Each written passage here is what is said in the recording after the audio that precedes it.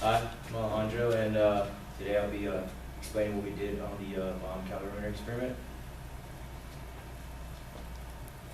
So this is the overview. I'll talk about the objective, the bomb calorimeter, and how it works. The first law, fuel and water samples, what we did to find Q and what other stuff that was required to find in the lab. The results, some comparisons between fuels, common fuels that we use in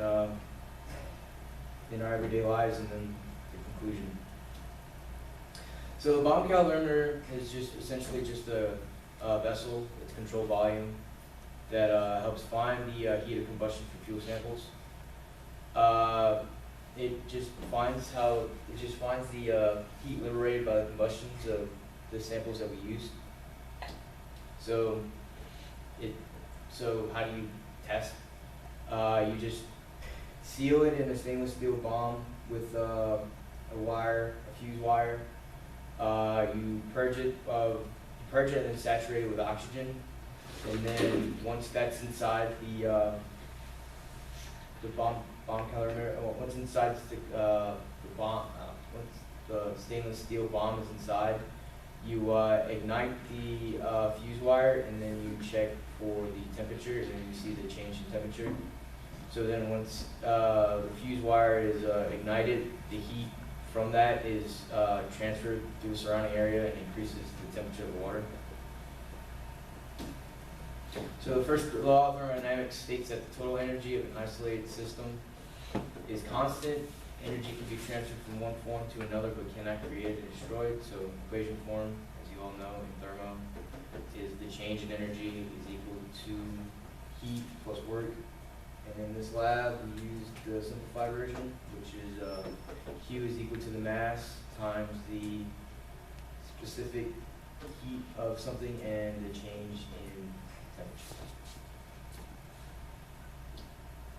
So the fuel samples that we used consist of 1 gram of benzoic acid, 1.6 grams of sour jacks, and then for our fuse wire, we used 10 centimeters or 23 calories of fuse wire. So this is what I got for results. I'll just state that for some reason there's this weird dip between the 120 and 130 mark, which I kind of don't know why it occurred, because you see it starting around 20 seconds, and I also forgot to put the labels on this chart. So the y-axis is the temperature, and the x-axis is the time. Sorry about that. So at 20 seconds, you start to see combustion occur, and then it increases, and then for some reason there's this weird dip that occurs between 120 and 130, and it doesn't show up in for the sour jacks. So I don't know, maybe it was just human error or something that occurred at that point. This is the results for the sour jacks. Now you'll see that if you go back, the benzoic acid started at around about 21.5 degrees Celsius, and the sour jacks started around 24. And that's the reason that after we finished using benzoic acid, we went straight to the sour jack, so the water wasn't able to get to room temperature. So that's why the water was a little higher at that time. So it may have also caused some error as well. So here's the results. So the initial temperature and the final temperature were found. The energy of the unburned wire, so how I found it was I subtracted the amount of wire that was left at the end of the experiment, and then converted it into kilojoules. So in order to find the thermal capacitance, I used the equation that I stated before, and these are the variables for it. So for the thermal capacitance, as I said, I found the kilojoules for the wire and then the heating value of benzoic acid that was given in the bottle.